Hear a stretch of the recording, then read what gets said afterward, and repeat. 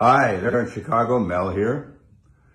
The voice crying out from the wilderness of Malibu to lend that voice for your support and encouragement at your rally today.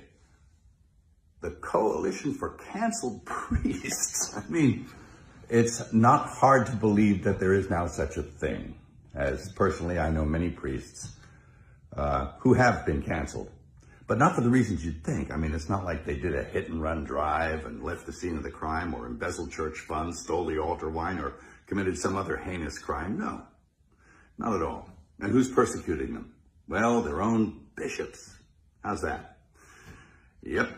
Who are they? Well, they're a pack of men who generally passively sit by and tolerate any kind of nonsense. But if one of their priests utters something that resembles orthodoxy, well, then they spring into action, they reprimand him, and they bully him and do their best to cancel him. And they succeed.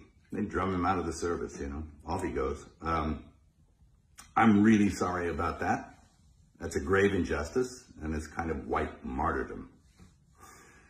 And it's nothing new. It really isn't. It's nothing new. And it's a symptom. It's a symptom of a very deep sickness that afflicts the church. It did not happen overnight. If anyone's familiar with the missives of Archbishop Vigano, he says that the seeds of erosion of the church were sown with the reforms of Vatican II, and I agree with him. He suggests even that we scrap the whole thing and go back and do it the way it was before. And it was a pastoral council after all. I mean, there was nothing wrong. It didn't need to be fixed. They were doing pretty well. At any rate, and I've had my own run-in with the bishops. I mean, who are they? Well, I remember when I directed The Passion, I went to the USCCB to get support for the film. And those men couldn't get away from me fast enough. And all but a few of them turned their back on me. And it was pretty telling about who they were. A pretty insipid bunch. And it doesn't look like anything's changed. Geez, I remember back in the 70s,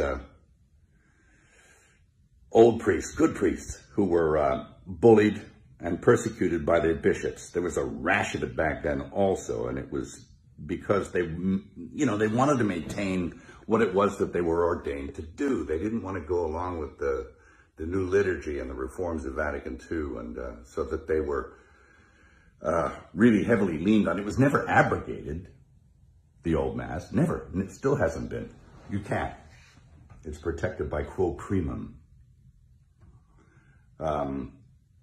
But they were bullied and badgered and put in insane asylums, and, it was pretty sad to watch. And this kind of thing is now happening again, so. And how are we supposed to know the good guys from the bad guys? Well, we were given a standard by which to judge them. By their fruits, you'll know them. By their fruits. Anybody seen any good fruit lately? Well, it's tough. And look, I'm a pretty sinful guy. I mean, I'm as venal as the next guy. But I know the difference between a shepherd and a hireling. And I think that the vast majority of these bishops are just a bunch of hirelings. And my question is, who's hiring them? I don't think it's Jesus. Is it Francis? Who's hiring Francis? Is it Pachamama?